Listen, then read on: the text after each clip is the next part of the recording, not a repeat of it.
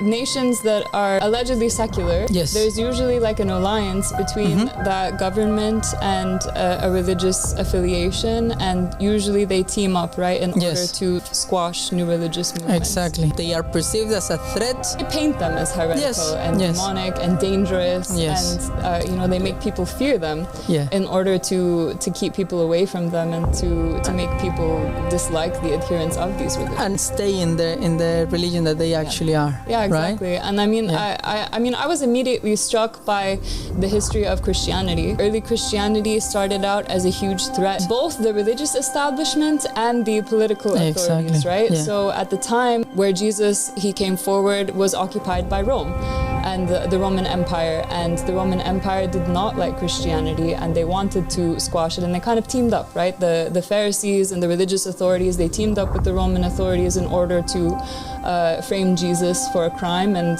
this is, of course, how the events of the crucifixion unfolded. Yes. But we found that also this continued into the early centuries, up until the 4th century, when the Roman Empire sort of adopted Christianity. And they did that for a reason. They did that for a very political reason, because it was becoming too popular. It was becoming out of control.